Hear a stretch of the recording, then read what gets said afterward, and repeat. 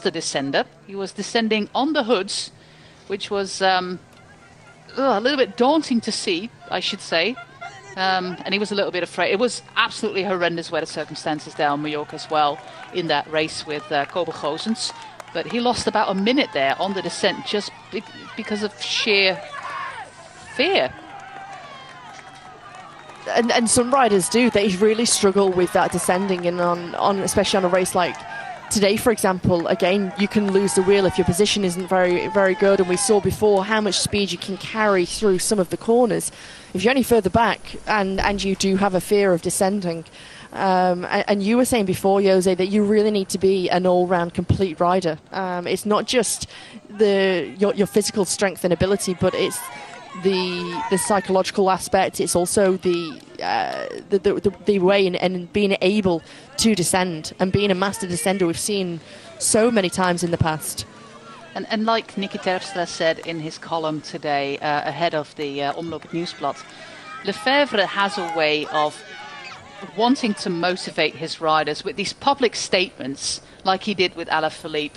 He's earning a lot of money. He should give more return on investment, so to say. That was not the exact quote, but it was about Alaphilippe earning a lot of money and not really having the results last year. And like we said before, can you blame him? He was in pieces after Liège, propped up against that tree there on the side of the road. But unconsciously, Terpstra states in his column, this does something to you because you don't want it to. You don't want it to work that your manager says these things to you, but it does work. You do want to prove yourself. And of course, Alaphilippe is an absolute top athlete. He's a former world champion. Of course, he wants to show the world as well that his days are not over.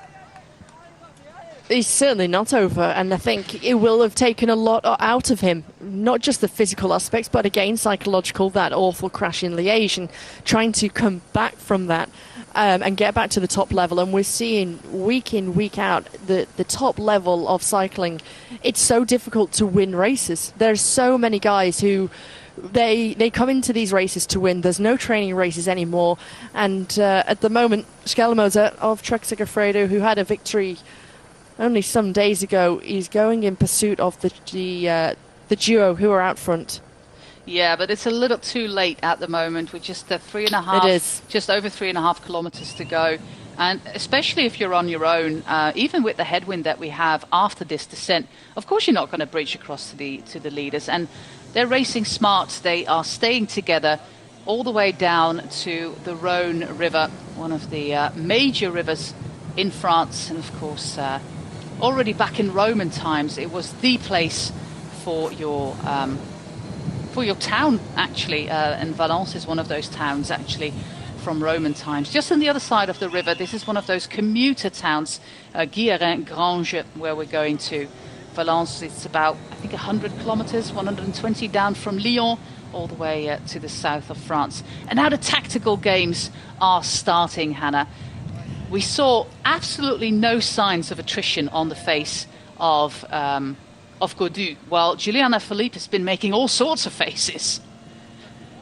He has, but he's always very animated, isn't he, with his facial expressions, Julian Alaphilippe, and we've already seen him do up the boa on his shoes.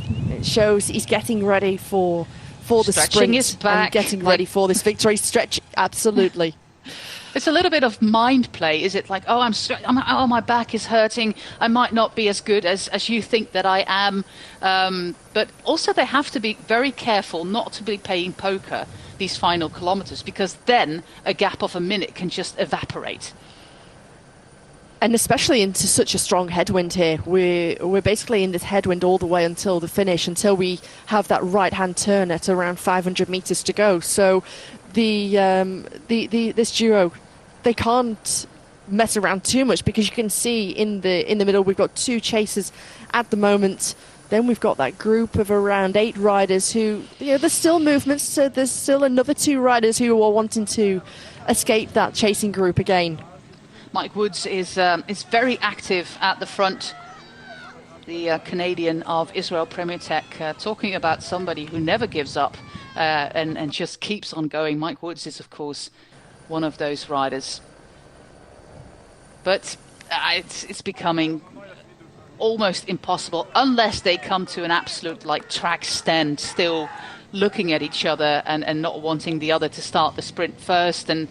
But so far they know they have to stay together until the finish, and they have to sprint it out. And because even attacking in these final 1.5 kilometers is a little bit of professional suicide if you try to go on your own right now.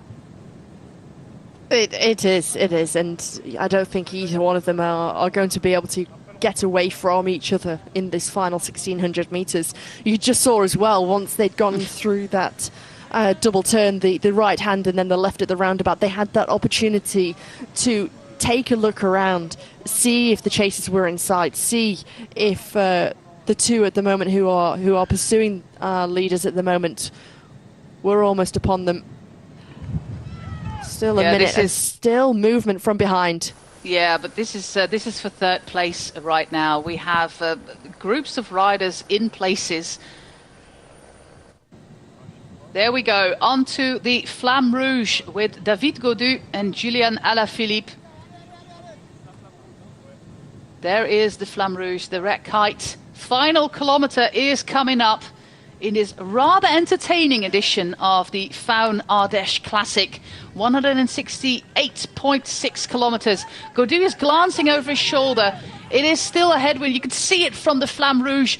And Alaphilippe is like wanting to give the lead, or wanting actually to force the lead onto David Gaudu. Alaphilippe, he's far more experienced in winning bike races than his young compatriot David Gaudu, who's won 9 to date. 39 wins for Julian Alaphilippe. But they keep on riding all the way to the finish line. They are going to sprint it out on the line. They know that they have to keep riding. There's a little bit of reprieve from the wind there on the wheel of Gaudu, who's playing a little bit of mind games there. Alaphilippe is getting to the front. He wants to be the first one into that final turn that is coming up. Gaudu doing a little bit of fidgeting with his helmet, glancing over his shoulder still. He starts the day as a man maybe with some doubts, especially some doubts uttered by his management, by Patrick Lefevre.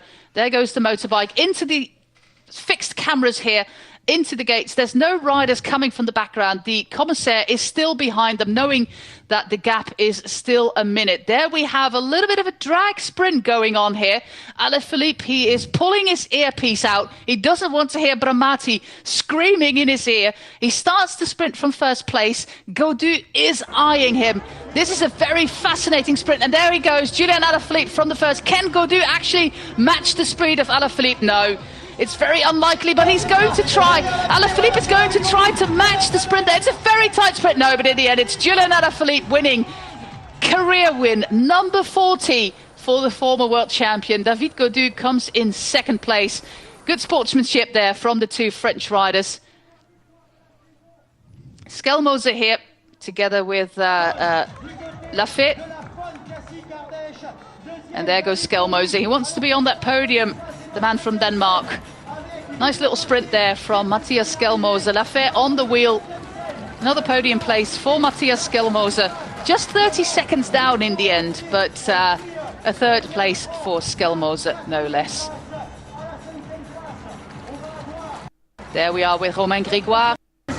Also crossing the finish line, we have Parapintre there. This is Guillaume Martin. Sprinting for minor placings, Rui Costa, Mike Woods in this group as well. But the winner today is Julian Alaphilippe. Well, we did expect it, Hannah, that he won in a sprint, but I think that Gaudu was awfully close in the end. He put up a great fight, and he's been in this position before when he won the race back in 2021, when it was a two-up sprint between him and his countryman Clément Champoussin.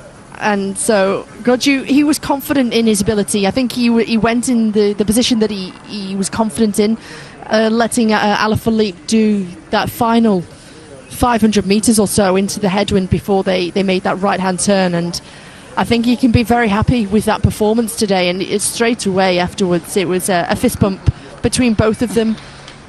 It was Schelmoser denying Victor Lafay to make it an all-French podium.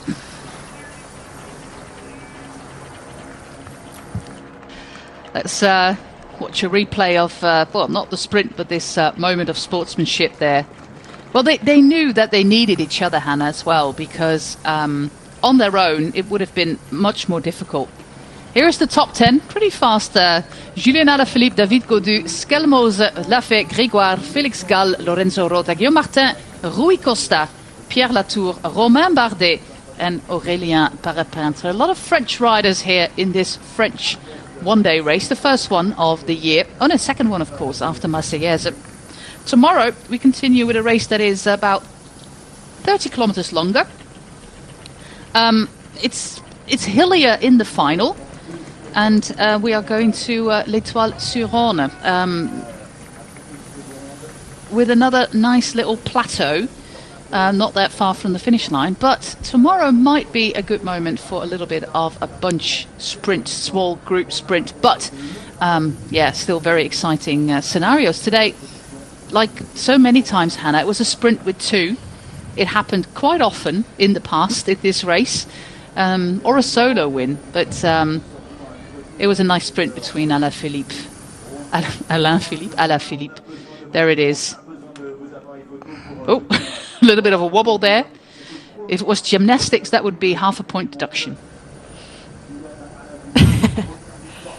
No, it's a good way to get his early part of his season underway, and with that victory, give him that confidence, that motivation, and also that confirmation that he's back. Yep. And he's back tomorrow as well, like many of these riders are for the Drôme Classic. Like I said, we travel about 50 odd kilometers to the south for the second installment of this race weekend here in France. And racing continues next Sunday with Paris-Nice, which is going to be the first stage race showdown between Jonas Vingegaard and Tadej Pogačar. So exciting it's going stuff. To be interesting, and a lot of riders either coming from this race, going to Paris-Nice or Tirreno Adriatico. So it's a brilliant time for those to really fine tune themselves ahead of a big march coming up. And it's always, I find, demanding and nervous racing here on this double header weekend. Of the Faun-Ardèche and Drôme, because it's such great preparation, but also fantastic, improves fantastic racing. And the great that thing we've seen over the years here. Yeah. Look at the winners in previous years, and you know that the racing is always pretty tough. This is the city of Valence, on the other side of the river, one of the biggest cities in the region. Big train station as well for the TGV, for the high-speed trains. And this is a Champ de Mars, as they call it. Basically, a battlefield, Champ de Mars. Not that far from the city centre of Valence, not that far from the station as well. And Valence, of course, is a town that we visited so much in races like Paris-Nice, the Tour de France. But they have turned down the fountains, Hannah. That's a little bit of a disappointment. A disappointment. They could have just done it for this helicopter shot, couldn't they? Yeah. They could have done it for us. But a very nice part of Valence. Yeah. Very, very well kept. Look, a bouncy thing there as well. I think Julien Alaphilippe's young kid is still a little bit too young for bouncy castles. A bottle of Saint-Péry for the winner, one of the vignettes that we passed on the route today.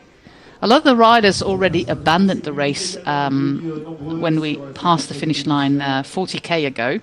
And of course, everything exploded after the peloton caught the two leaders, Rémi Cavagna, Valentin Ferron, almost on the finish line for that last 37.7 kilometer loop. There were a few skirmishes, but then on the very steep climb to I'm looking at the wrong race. Already got tomorrow's race before me. The very steep Mur de Cornas, that was actually where Alaphilippe launched his attack.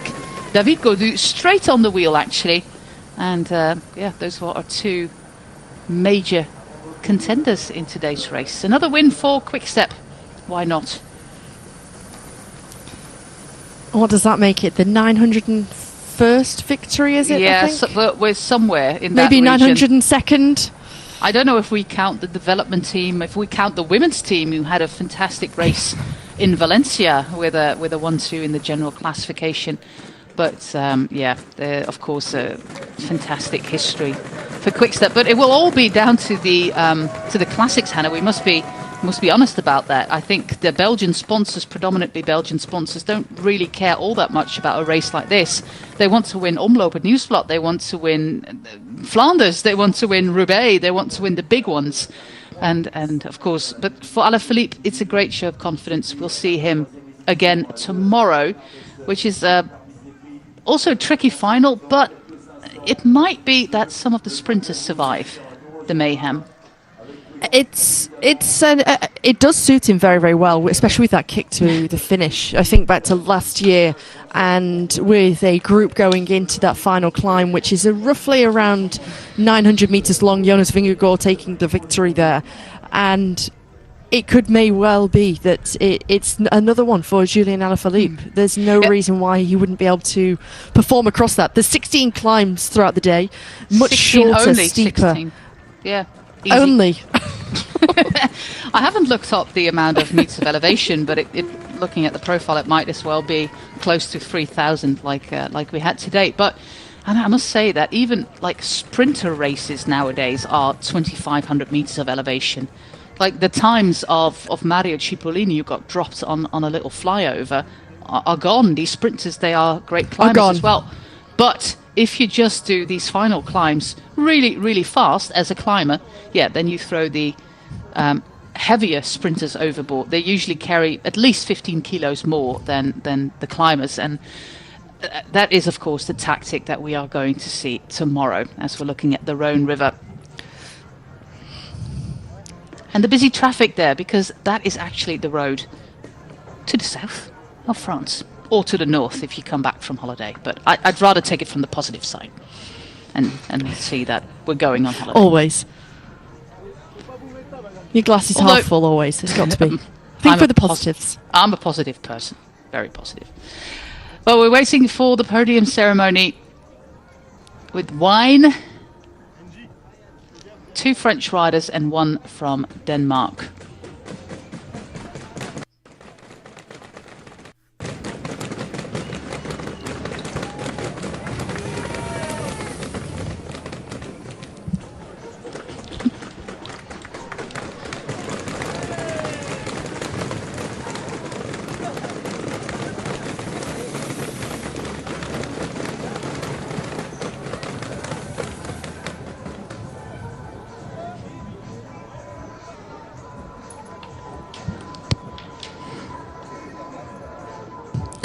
Just taking a look at the elevation for tomorrow, 2,400 metres of elevation. Much longer race though, 191 kilometres. Super easy.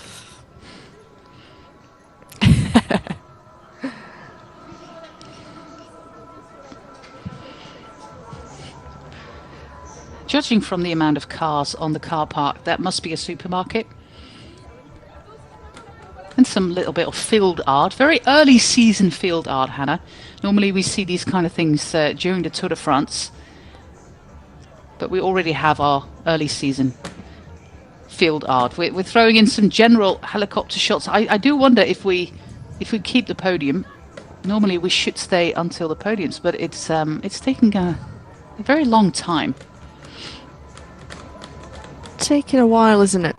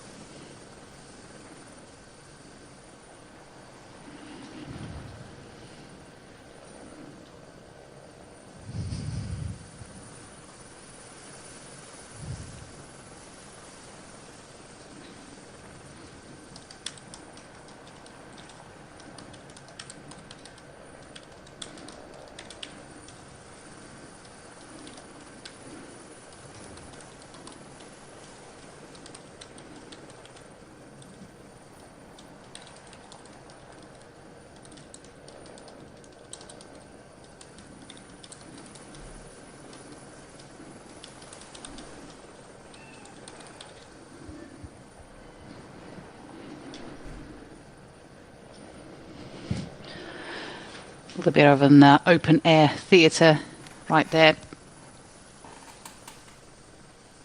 And a castle that needs a little bit of DIY. The Château de Coussol, we've seen it before.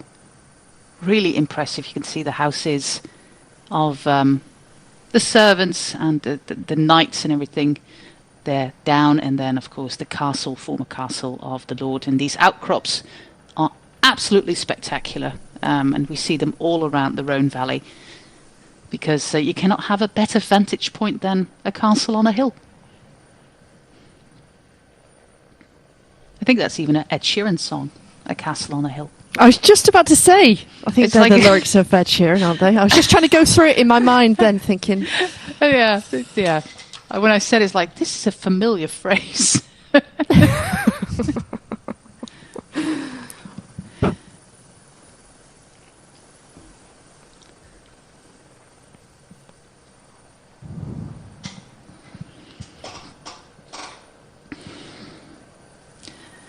Well, if we are not doing the podiums, I'll just already say thank you for watching on behalf of Hannah Walker and myself, José Bain, to this Faun-Ardèche Classics. Tomorrow we're back the same time, although I think 5 minutes earlier than today for the second instalment of this race weekend. So if we don't do the podiums, we'll just say goodbye right now.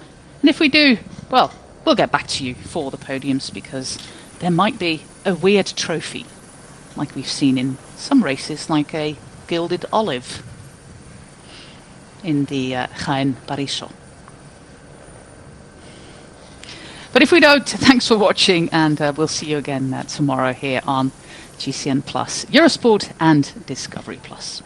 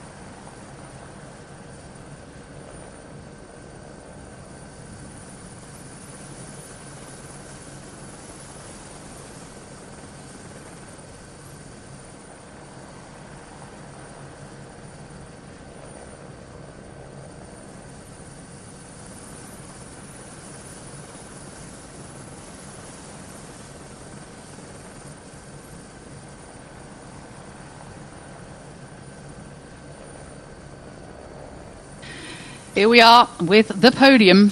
Matthias Skelmose there. Dressed nice and warm. The man from Denmark. Last week in the Alpes-Maritimes et du Var, we had really beautiful glass trophies.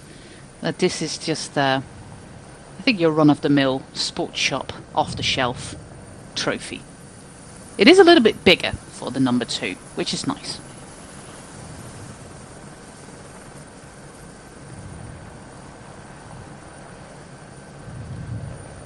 I have the idea that we are not hearing any sound from the podium, but only the helicopter sound. Because people are clapping and I don't hear anything.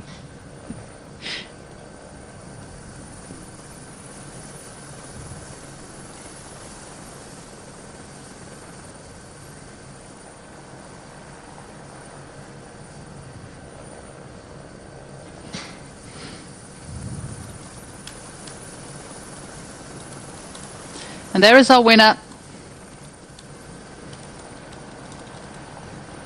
Julien Alaphilippe, win number 40. Here we are with some podium sounds. Looking at his trophy. Vainqueur du Faun-Ardèche Classic. Julien Alaphilippe, of course, for the French crowds, public. They couldn't have had a better winner. He is, of course, a fan favourite. And now it's time to get a little bit of the sparkly stuff.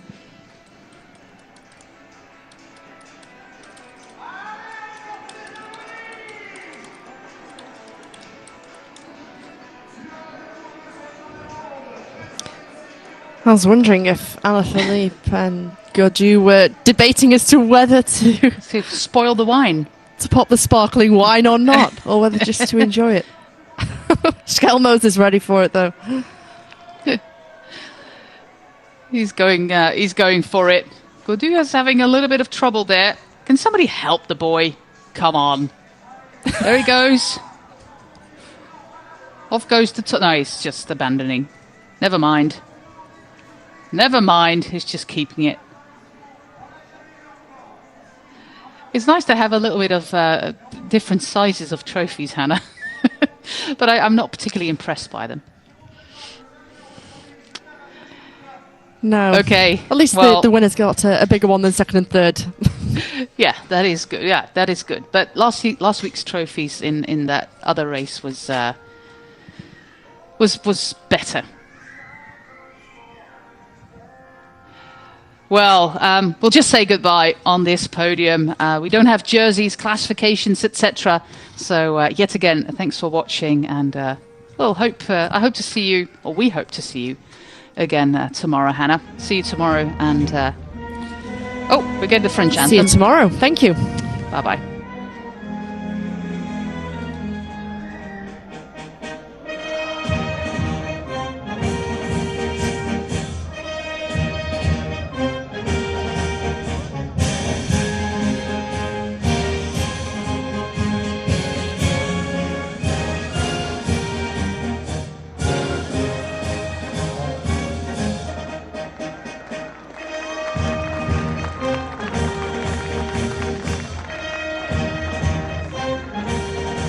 Allez, on en termine avec cette magnifique Marseillaise en averti. Alors, partez pas. On va accueillir le dossard vert de Faun avec Victor Lafay, le coureur de l'équipe Cofidis qui va rejoindre Julien Alaphilippe, David Gaudu et Mathias Jensen. Monsieur Avassian va remettre le dossard vert, et voilà, on a désormais le podium complet de cette 23e édition.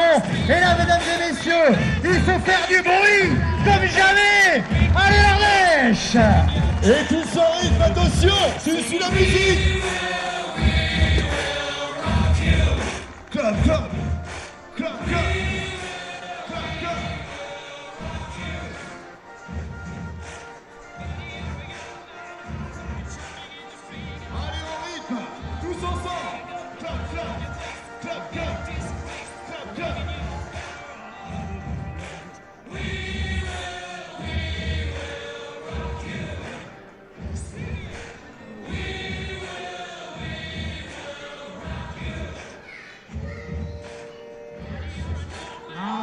spectateurs, je peux vous dire que vous leur avez rendu aujourd'hui ce qu'ils vous ont offert sur la route. Applaudissements à vous, public, pour cette magnifique journée.